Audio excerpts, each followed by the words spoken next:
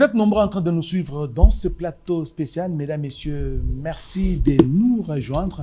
Comment gérer la République dans cette période charnière qui précède la validation des mandats des députés nationaux qui ont été, vous savez, élus et justement avant même l'investiture du nouveau gouvernement. Alors, comment gérer cette période? Cette question fera l'objet de ces plateaux spécial et nous avons invité pour vous les professeurs Grégoire Bakandeja Wampungu.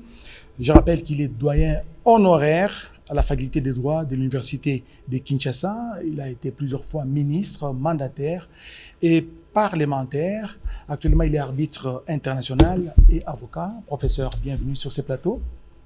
Merci, monsieur le directeur.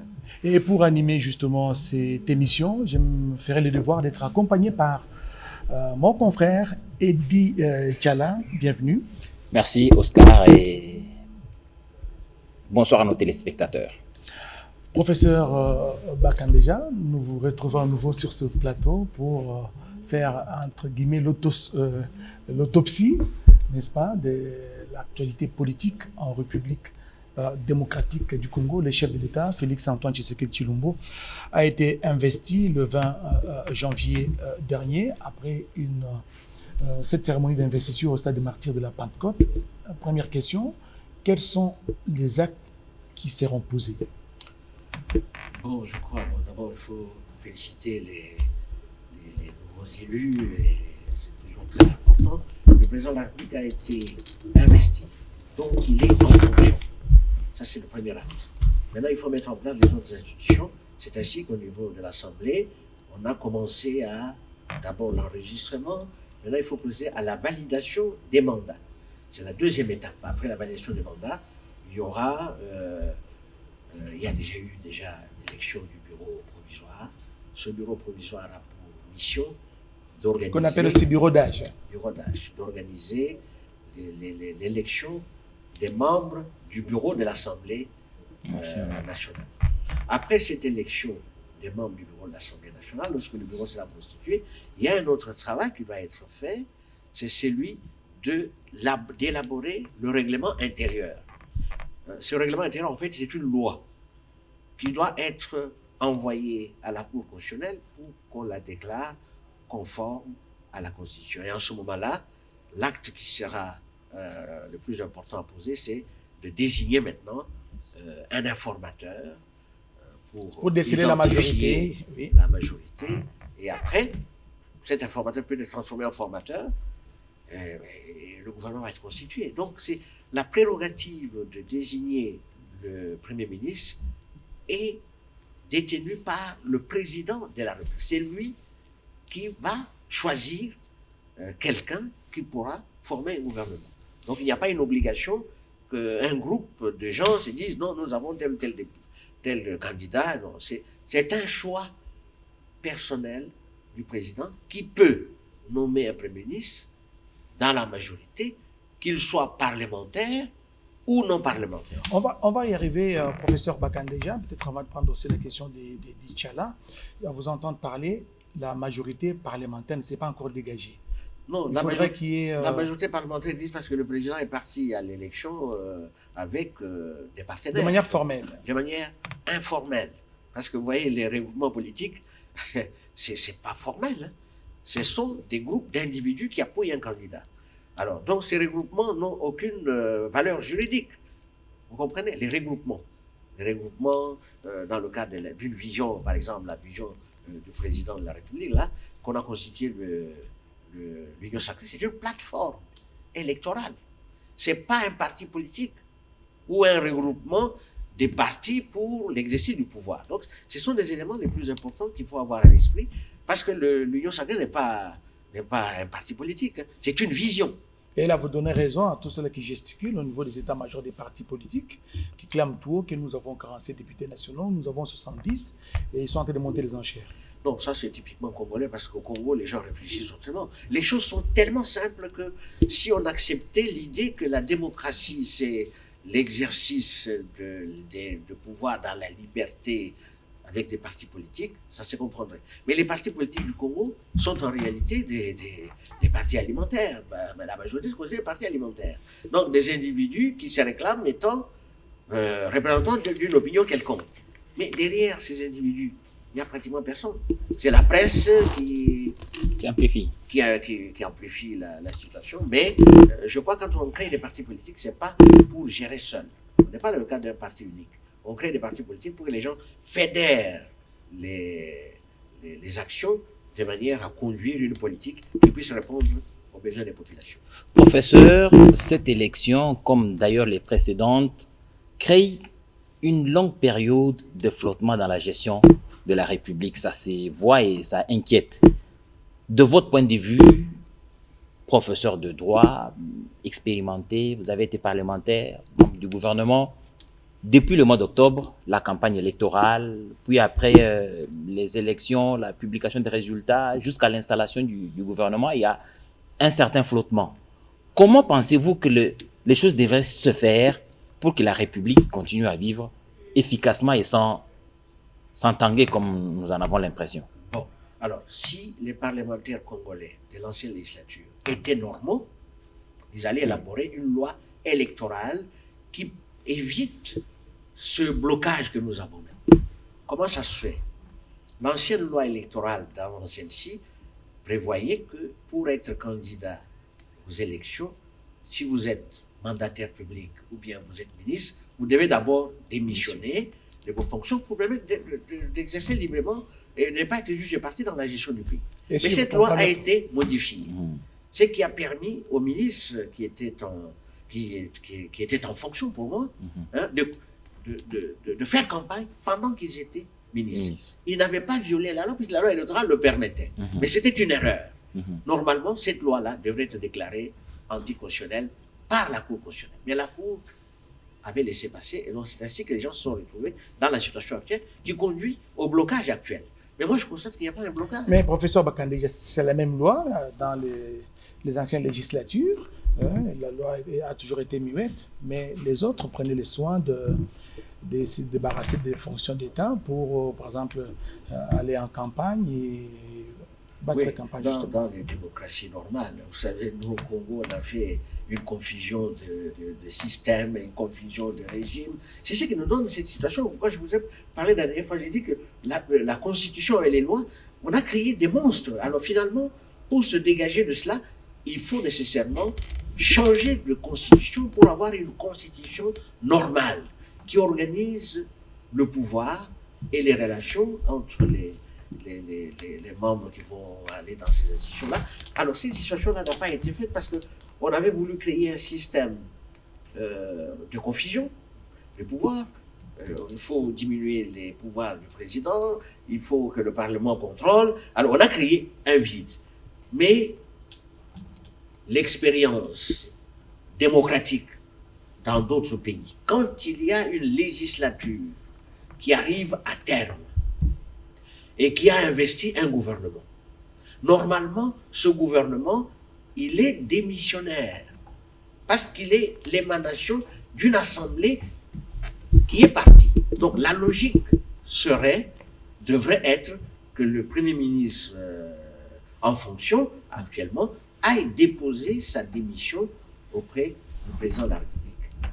Et ainsi, son gouvernement expédierait les affaires courantes en attendant qu'on puisse désigner un autre Premier ministre. Alors la difficulté au Congo, ça veut dire quoi? Il y a cette période de flottement.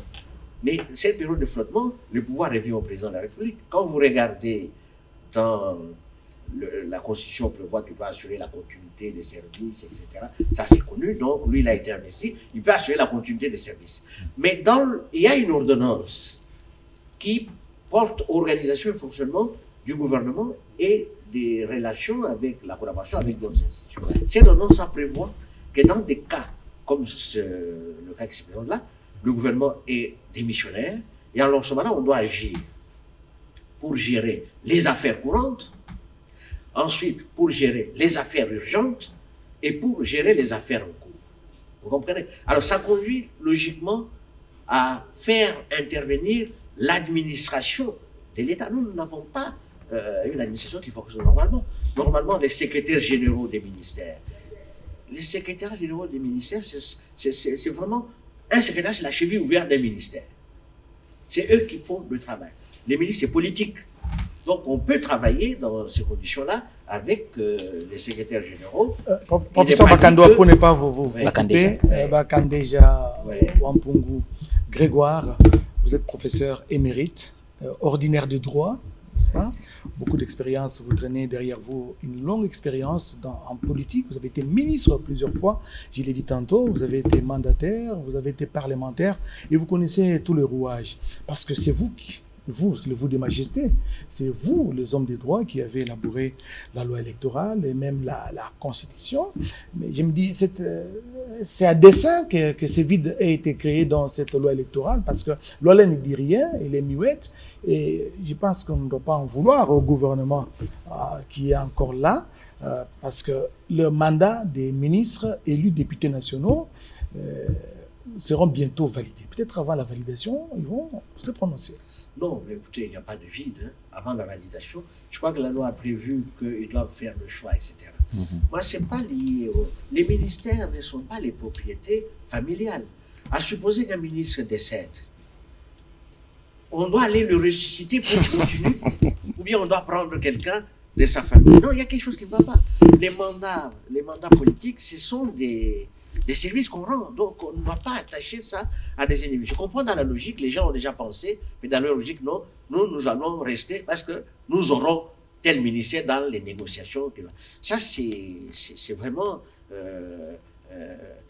faire du chantage au président de la République. C'est faire du chantage au président de la République. Parce qu'ils veulent avoir tel ou tel poste, donc ils doivent rester. La logique élémentaire, c'est que nous sommes des missionnaires. Le même président peut vous faire revenir dans le gouvernement qui va venir. Parce que le fait que vous ayez été investi par une législature qui est arrivée à son terme, vraiment, vous êtes démissionnaire. Vous êtes démissionnaire. Prof, il y a une question qui me vient à l'esprit, c'est celle de la responsabilité du gouvernement. Vous avez dit tout à l'heure que dans d'autres démocraties, pas très loin de chez nous ici, où avec la technologie, on suit des presse qui se passe partout ailleurs, les administrations sont très efficaces, mais ça reste quand même un gouvernement de la République qui doit être contrôlé par une assemblée nationale selon notre législation. Pendant cette période, si jamais il y a une gestion de l'administration activée et chapeautée par le président de la République, qui demanderait le compte à qui? Le président de la République n'est pas responsable devant le Parlement. Bon, ce gouvernement-là, pendant cette période, il va répondre devant... Mais quand on dit les affaires courantes, il y a des décisions que les ministres ne peuvent pas prendre. Parce que ça va engager leur responsabilité. Le président n'étant pas responsable devant le Parlement. Ça, c'est une situation exceptionnelle. En situation exceptionnelle, mesures exceptionnelles.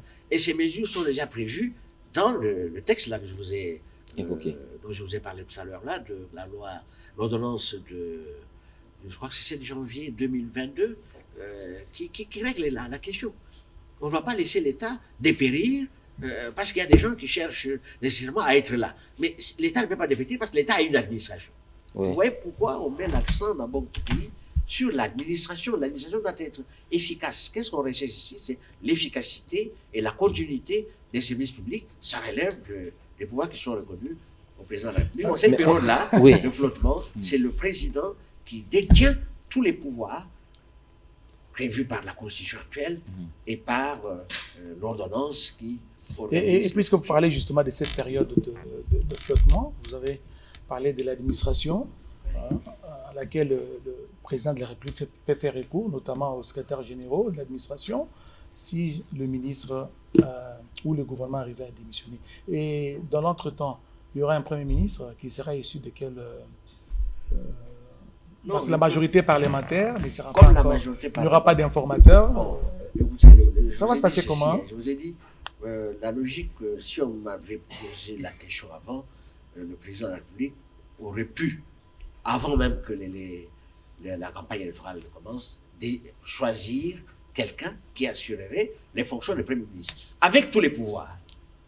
il sera issu toujours de l'Union sacrée, Non, non, non, de non. la société civile Non, ou il n'y a je ne pas sais pas. obligation pour un chef d'État de choisir quelqu'un qui serait de son parti politique. Ou... Non, c'est un choix personnel. Il peut choisir qui il veut. Si la majorité qui a été dégagée par l'informateur accepte, ce Premier ministre-là va fonctionner. Je vais vous donner deux cas très simples que nous avons connus. M. Matata a été Premier ministre. Est-ce qu'il était parlementaire? M. Tchibala a été Premier ministre. Il n'était pas parlementaire. Bruno Tchibala, tout ça. Donc, c'est des cas d'école qui doivent servir de jurisprudence. Et cela rentre même dans le cadre du régime de type présidentiel à la française qu'on a adopté. Le chef de l'État peut désigner une personnalité pour exercer les fonctions de Premier ministre. Mais nous n'avons pas évoqué... La fonction n'est pas réservée à un parti politique. Vous n'avez pas évoqué, professeur, dans votre intervention, la situation des membres du gouvernement qui n'ont pas été élus, qui n'ont pas été candidats, qui sont encore au gouvernement. Bon, ici, je crois que la loi électorale prévoit que le gouvernement, si j'ai bonne mémoire, prévoit que les membres du gouvernement qui n'ont pas été candidats ou qui n'ont pas réussi à convaincre les électeurs pour être élus, pouvaient, eux, continuer à assurer les affaires comptables. Et au besoin, les membres du gouvernement le plus pressant prendraient la place du Premier ministre pour continuer à... Mais c'est illogique. C'est illogique. Pourquoi? Parce que à partir du moment où le Premier ministre dépose sa démission, il dépose la démission du gouvernement. Ça, on sait compris les membres du gouvernement. Ils sont considérés comme étant démissionnaires. On n'a pas fait des choix, tel va rester, etc. Non, il faut prendre les choses de manière le plus simple possible, au lieu de compliquer la chose inutilement. Il appartient au président, dans son pouvoir discrétionnaire, de choisir un des membres de son gouvernement-là, s'ils ont fait des pactes, pour que celui-là soit Premier ministre. Ce n'est pas une question de pacte. Hein. Vous voyez, la difficulté, c'est quoi? Les gens font des pactes secrets pour dire non, moi je serai... si on gagne, moi je serai Premier ministre, etc. Et puis on signe des papiers. Ça, c'est informel. Ça n'engage pas l'État. Vous comprenez? Le président a les pouvoirs, une prérogative qui lui est réservée, de choisir qui il veut pour que la majorité puisse l'accepter, parce que cette personnalité devra être investie par l'Assemblée nationale à partir d'un programme. Je prends le cas d'un Premier ministre qui serait nommé. Il y a un chef d'État qui a été élu. Qui a eu un programme, qu'il a présenté au peuple. Normalement, la majorité, c'est sa véritable majorité. Cette majorité n'aura pas d'autre programme que de prendre le programme du président qu'il a présenté, le formaliser, et en passant à l'Assemblée, ça devient le programme du gouvernement. Un ministre ne vient pas pour appliquer son programme. Il applique le programme du gouvernement. Or, le gouvernement est bicéphale. Il y a un exécutif bicéphale, il y a un président de la République et un Premier ministre. Donc voilà, c'est cette situation qui fait qu'on se retrouve dans un régime à la fois présidentiel et puis à la fois parlementaire. Il faut connaître ces règles-là et ça fonctionne normalement où les gens prennent la politique comme étant un exercice normal. On y est, mais on prévoit d'avoir des institutions efficaces pour qu'après nous, après vous, d'autres continuent l'action de l'État. Ce n'est pas l'action d'un membre du gouvernement ou de son parti politique ou de sa famille, non. C'est une action pour l'État. Donc les gens doivent comprendre que la politique, en fait, je suis quand même désolé de le dire, ce n'est pas la bataille des singes. Professeur, vous revenez sur... C'est quand même de l'altruisme. Quand on fait ça, c'est pour apporter, rendre service à une communauté. Parce que vous êtes élu sur la base d'un programme. Vous avez eu les préoccupations des populations, vous devez répondre à ces préoccupations-là, au lieu de répondre aux préoccupations des individus. Elisha, peut-être, avant que tu... Professeur, à la cité, n'est-ce pas? Parce que nous côtoyons les Oulgous, le peuple, comme à l'époque, à l'Antiquité romaine, ça se raconte que l'article 108 de la Constitution a été violé. Est-ce que vous partagez cet avis? Parce que cet article dit ceci. Je prends juste quelques phrases de cet article. Les mandats de député national étaient incompatibles avec les mandats des sénateurs et vice-versa. Le mandat de député ou de sénateur est incompatible avec les fonctions ou le mandat suivant. Membre du gouvernement, membre d'une institution d'appui à la démocratie, membre des forces armées, de la police nationale congolaise, des services de sécurité, magistrat. La liste n'est pas exhaustive. Pour les cas d'espèce, il y a eu violation de l'article 108, oui ou non? Non, ça c'est le langage de la cité. Il y a une violation si ces membres élus décident d'aller à l'Assemblée et que l'Assemblée accepte de valider leur mandat pendant qu'ils sont encore ministres sans avoir démissionné. En ce moment-là, il y a violation. Et sinon, il n'y a pas de violation pour l'instant. Il faut attendre. Et quand il y a violation, ce sont les tribunaux qui vont se charger de... Oui, prof, si on vous a fait venir, c'est aussi à cause de votre expertise avérée, mais aussi la possibilité pour vous d'impulser quelque chose. Nous avons une nouvelle Assemblée nationale, ce sont des nouveaux députés, ils ont pour rôle de légiférer. Vous pouvez, par votre intervention, susciter quelque chose. Il y a apparemment un certain vide de gestion de l'État pendant cette période de flottement. D'octobre jusqu'à probablement en avril, on n'a pas de gouvernement de plein pouvoir. Est-ce qu'il y a possibilité d'imaginer une législation, une loi ou au besoin toucher quelques dispositions constitutionnelles, pourvu que nous prévoyons la gestion de cette période? Non, on ne peut pas le faire parce que ce que les gens doivent savoir, c'est que lorsqu'il y a une législature qui se termine, les bureaux de deux chambres continuent à exercer les fonctions en attendant l'installation des nouveaux bureaux. Donc, ça, c'est la première chose. Or, ces bureaux-là ne peuvent pas voter des lois. Ils ne peuvent pas voter des lois. Et il y a l'initiative, le président de la République peut prendre des initiatives, mais dans le contexte actuel, je ne peux pas vous dire comment il peut le faire, parce qu'ils vont dire, non, il a violé la Constitution, il a fait ceci, cela. Mais la période-là est couverte déjà par les textes dont je vous parle, assurer la continuité des services et tout ça, et puis organiser. Je vous ai dit que la proposition que j'aurais pu faire, c'est de dire qu'il nomme un Premier ministre pendant cette période-là des 4 secondes. C'est limité dans le temps, c'est pour gérer les affaires urgentes, les affaires en cours et les affaires courantes, hein, oui. les affaires qui sont les affaires en cours, plus simples, sans engager trop de dépenses. Ça, oui. Mais dans ce que vous dites, il y a une violation de la Constitution, non? Non, il n'y a pas de violation. Le président a des dispositions qui lui permettent d'assurer la continuité de l'État. Ne lui donne pas quand même le pouvoir de nommer un Premier ministre dans l'entretemps, parce que... Ouais. Non, je vous dis ceci. Le Premier ministre qui serait là, c'est un Premier ministre intérimaire. J'ai dit, si on avait élaboré une constitution normale, avec des gens qui réfléchissaient pour que l'État avance, on aurait pu faire ça. Or, on a créé monstre.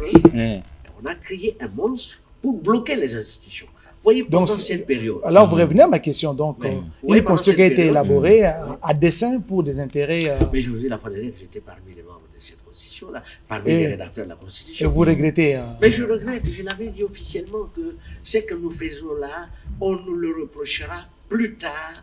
Nos enfants vont nous considérer comme étant des imbéciles, parce que nous n'avions pas réfléchi. Or, les constitutions sont élaborées pour durer dans le temps.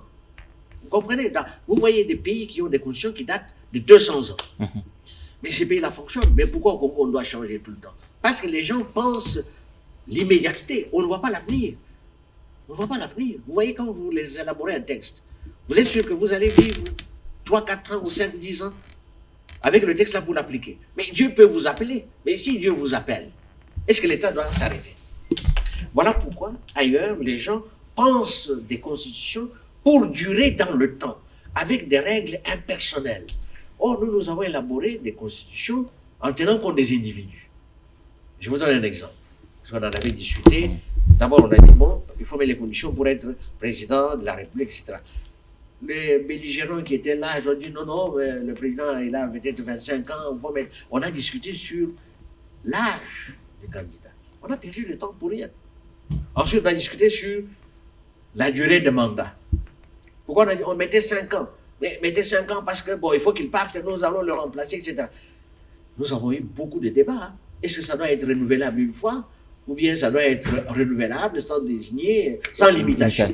On a fait tout ça pour satisfaire les uns et les autres. On a créé des provinces. On avait dit, sur les 26 provinces, moi personnellement, sur les 26 provinces que nous avons, il n'y a que 7 à 8 provinces qui sont des véritables provinces. Qui sont viables. Qui sont viables. Le reste là, ce sont des ligablos, des familles, les gens se battent, etc.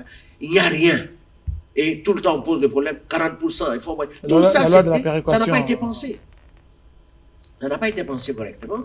Parce que quand vous diminuez les ressources de l'État sont constituées de l'ensemble des recettes que vous avez dans le pays. Mais quand vous saucissonnez, ça c'est le pouvoir central, ça c'est les provinces, vous diminuez même la crédibilité de l'État à l'extérieur. Parce qu'un État est jugé à partir de son budget. On regarde à l'extérieur, ils ont quel budget? Est-ce qu'on peut leur accorder des dettes? Mais quand vous soutenez déjà et vous n'assurez même pas la gestion, vous savez comment les provinces sont gérées. Est-ce que c'est un secret? Nos provinces sont gérées comme des boutiques des familles.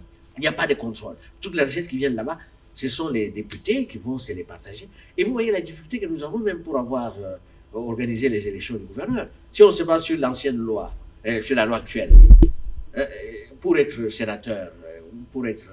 mais il faut payer les députés. On achète.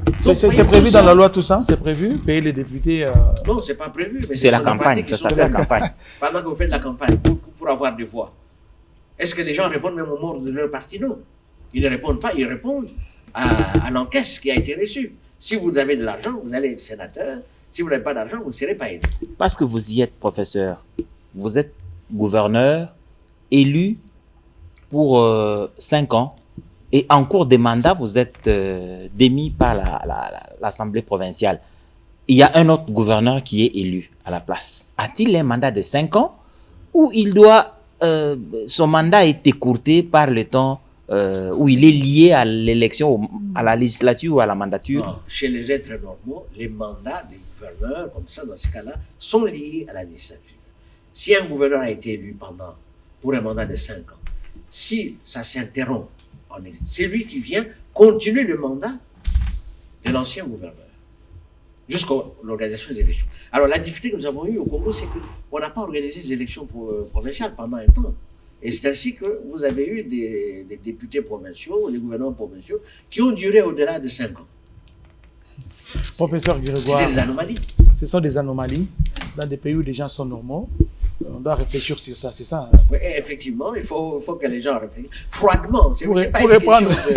Pour reprendre vos propres termes, ouais. Professeur Bakandéja, vous êtes un féru de droit, passez-moi les termes, l'expression. Moi, je voudrais vous poser juste une toute petite question, parce que vous avez participé à l'élaboration de l'actuelle constitution, de la constitution du 18 février 2006, la constitution en vigueur en République démocratique du Congo. Aujourd'hui, vous regrettez.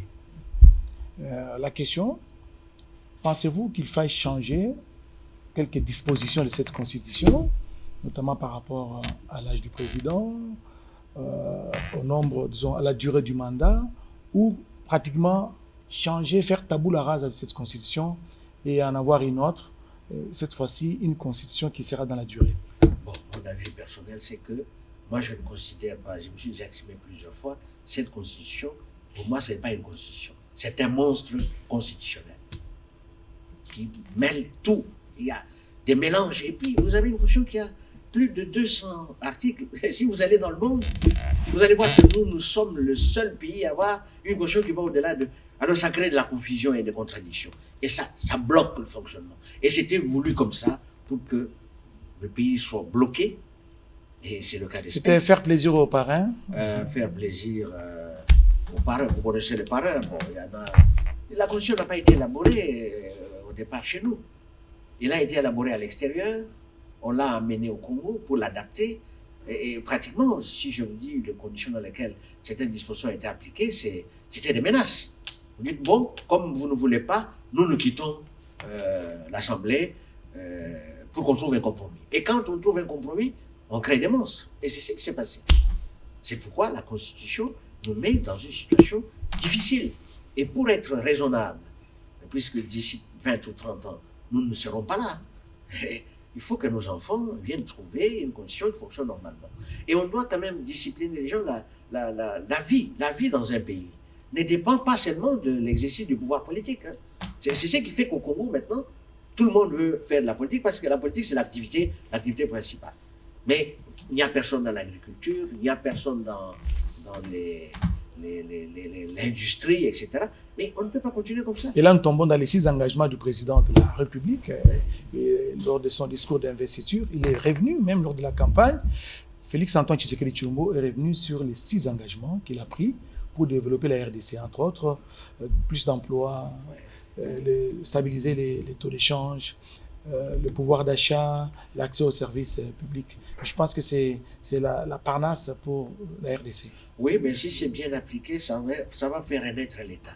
Parce qu'en fait, je ne vois pas un État fonctionner normalement au Congo. Les gens croient qu'avec ce qui se passe déjà à Kinshasa, qui est anormal, le pays doit fonctionner comme ça. Le pays ne fonctionne pas normalement. Moi, j'ai l'expérience d'aller dans beaucoup de pays africains, en Côte d'Ivoire, au Congo-Brazzaville, où j'enseigne, mais on voit, les gens ne réfléchissent pas comme nous.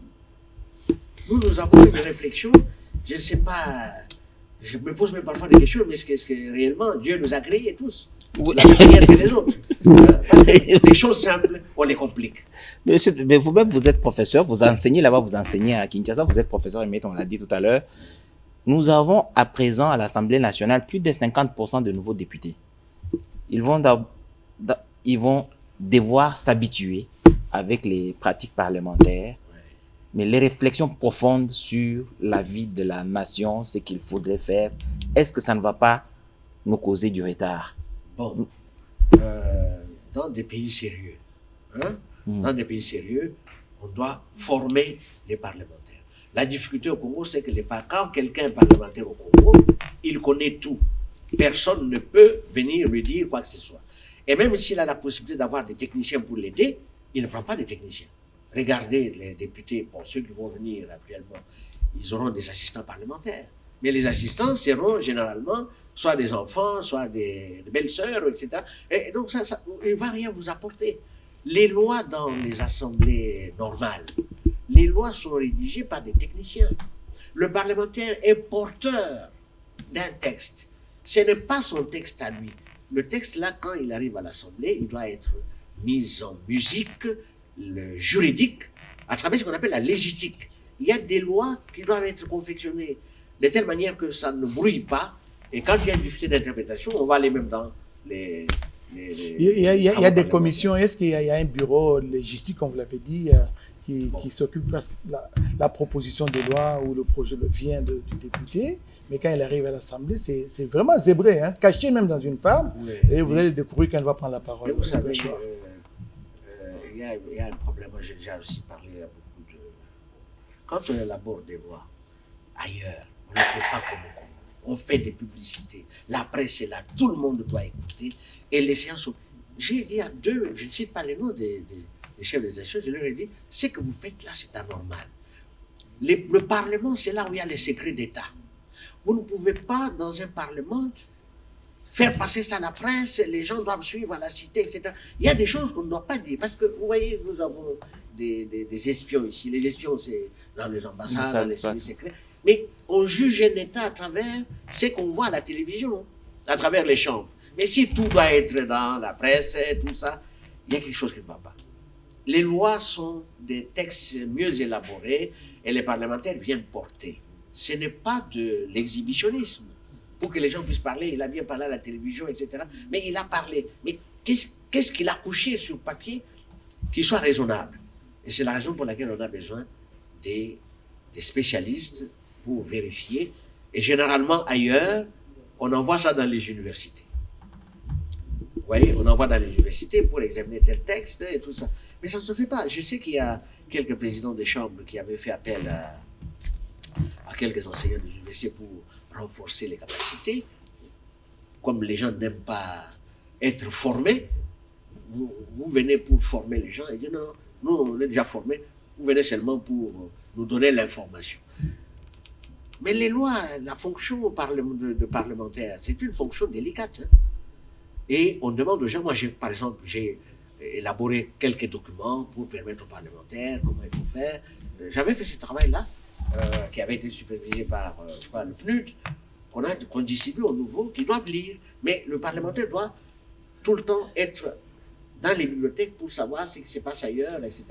C'est pas pour que les gens aillent rester, la majorité constituée des dormeurs. Mais est-ce que vous ne pouvez pas vous proposer vous-même à l'Assemblée nationale comme expert? Il faudrait, quand les gens ne veulent pas le bien de la République, il faut les y forcer. Vous pouvez passer par vous-même, mais trouver un mécanisme qui impose que ce soit le cas à l'Assemblée nationale. Il faudrait que nous ayons une Assemblée à la hauteur des urgences de la République.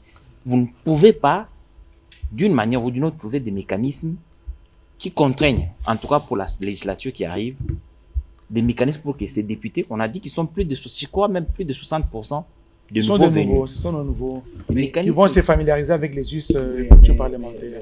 On est toujours au service de la nation. Mais tout ça, ça doit se faire payer. Parce que quand les parlementaires choisissent, par exemple, les étrangers qui viennent pour renforcer la capacité, là, on donne de l'argent. Mais quand ce sont des Congolais qui viennent pour aider à ce que les gens renforcent leur capacité, on donne des miettes. Vous voyez, là, c'est ce qui fait que les gens sont un peu frustrés. Mais les textes, on peut les envoyer dans les universités et faire travailler les chercheurs des universités pour aider. Moi, je vous dis, par beaucoup de mes collègues en Belgique ou en France, ce sont des conseillers occultes dans les ministères. On les consulte pour savoir, on vient prendre telle disposition. Est-ce que vous pouvez nous aider? Est-ce que c'est conforme, etc. Ce n'est pas de... les gens considèrent que c'est s'abaisser d'aller demander l'information. Or, toute information est utile. Hein. Donc, il faut que les gens acceptent en toute humilité de servir leur pays. Et nous, on peut le faire gratuitement. On l'a déjà fait aussi plusieurs fois gratuitement. Mais la gratuité, bon, il faut quand même savoir comment désintéresser ceux qui font de la gratuité. Professeur, ce n'est pas toujours gratuit. 0-0. Vous êtes enseignant, vous savez ce que ça coûte, ce que ça vaut quand vous allez donner cours dans une université et vous êtes payé par heure. Et d'ailleurs, je sais que c'est beaucoup d'argent. Professeur Bakandéja, vous avez évoqué tout à l'heure la question des assistants parlementaires qui sont censés accompagner les élus, soit au Sénat ou à l'Assemblée, et surtout les profils de ces assistants qui devront les accompagner. Mais moi, je voudrais vous poser une question. S'il faudra légiférer ou pas pour éviter ce que nous vivons au pays, certains députés nationaux ont pour premier suppléant, par exemple, son fils, n'est-ce pas, ou sa femme, ou son oncle, et c'est mauvais? Non, c'est mauvais. De toute façon, c'est mauvais parce que vous ne pouvez pas patrimonialiser la fonction. Même s'il a les profils voulus. Non, s'il a le profil voulu, il n'est pas nécessairement dit qu'il faut que ça soit votre fils. Si vous avez créé un parti politique, ce n'est pas la logique des hommes, ça. On ne va pas en politique pour aller arracher les choses. On va en politique, c'est pourquoi ailleurs, pour même exercer des fonctions, on doit vérifier le profil de la personne qu'on veut. Est-ce que cette personne a les compétences techniques? Est-ce que cette personne a les capacités financières? Qu'est-ce que cette personne possède? Et à travers les services de renseignement, on peut avoir un fichier d'un individu, on peut le suivre. Comment il va constituer son patrimoine? C'est avec le travail qu'il réalise ou bien c'est avec les copinages et autres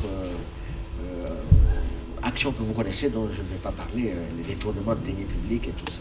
Donc voilà comment ça se fait ailleurs. On ne choisit pas des gens comme ça et parce qu'il faut donner du travail à la famille, etc. Et vous voyez la conséquence. Quand vous avez pris votre fils ou votre femme comme membre de l'Assemblée avec vous, des premiers suppléants des élections, si vous ne réussissez pas aux élections, c'est la famille qui s'effondre. C'est exactement la même situation où on voyait dans les entreprises publiques. Dans les entreprises publiques, on voit père, mère, enfant, etc. Quand l'entreprise, comme là, nous avons les cas de la SNCC, nous avons les cas de la GECAMINE, etc., c'est la famille qui s'effondre. Or, si on avait diversifié les activités, on pourrait tenir, dans le cas de la solidarité, on sait, bon, tel a perdu l'emploi, on peut, par solidarité, avoir quelque chose auprès de l'autre, ou tel exerce telle activité. C'est comme ça, on ne peut pas exercer. La politique, c'est un métier à haut risque. Hein. Voilà, mesdames et messieurs, nous sommes en train de terminer cette émission. Comment gérer la res publica en cette période charnière qui précède bien sûr la validation des mandats de députés nationaux, l'élection des gouverneurs, l'élection des sénateurs et même l'investiture du prochain gouvernement. C'est la question qui est au centre des échanges avec le professeur Grégoire Bakandéja. À moins que Edith ait une dernière question à poser au professeur, sinon nous sommes en train de terminer cette émission. Professeur, ce sera une question de votre appréciation. Quelles sont les chances que vous accordez au président de la République pour ce deuxième quinquennat ou ce second mandat? Ben, je lui accorde beaucoup de chance. Bon, lui-même, il a dit qu'il allait tenir compte des erreurs du passé pour avoir un gouvernement qui puisse répondre aux engagements qu'il a pris avec la population. Je crois que si le programme que nous avons tous lu, si ce programme est adopté par le gouvernement à travers l'investiture, parce qu'en fait c'est le programme du Premier ministre qui va être adopté au gouvernement pour avoir l'investiture, ce programme-là, c'est un programme qui est détaillé, qui part des erreurs, des difficultés que nous avons. Maintenant, il faut mobiliser les fonds nécessaires, c'est une autre bataille. Il faut mobiliser les fonds nécessaires pour pouvoir mettre en œuvre ce programme-là. Et je crois qu'il a beaucoup de chances de refonder en réalité l'État. Et à partir de ce qu'il aura fait, la continuité de l'État pourra être assurée. Et là, il sera redevable vis-à-vis de la population, ou bien du gouvernement, ou bien des institutions qui l'accompagnent? Non, lui, par rapport à son action. Mais lui, il est redevable devant le peuple. C'est le peuple, c'est au peuple qui va rendre compte. Il a un mandat de 5 ans, selon la Constitution, il rendra Quant au peuple. Et en termes de choix des profils, des gens qui devront l'accompagner? Oh non, je n'ai pas de leçon à lui donner. Je vous ai dit que le profil des gens relève de sa discrétion. Pouvoir discrétionnaire. De sa discrétion. C'est lui qui choisit les hommes en fonction de ce qu'il connaît sur les capacités des uns et des autres. Et j'espère qu'il ne va pas céder au chantage des gens qui viennent avec 3-4 listes comme ils sont dans notre situation. Non, il faut prendre 3-4 listes. J'espère qu'il ne sera pas dans ce cas-là. Et lui doit alors en ce moment-là jouer de son influence personnelle pour demander des choix judicieux qui répondent aux critères que lui aura fixés pour faire partie de ce gouvernement. Espérons que votre voix va porter. Mesdames, Messieurs, il ne me reste qu'à vous dire sincèrement merci. Merci surtout au professeur Grégoire Bakandéja Ampungu, qui est professeur émérite de droit. Il a été plusieurs fois ministre, parlementaire, il est arbitre international et avocat. Merci, professeur, d'avoir répondu à notre invitation. C'est moi qui vous remercie. Merci également à Edith Tchala. Merci, Oscar. Merci surtout à vous tous qui nous avez suivis à travers le pays et le monde. Bonne suite de programme sur votre télévision, la radio-télévision nationale congolaise RTNC, et à la prochaine.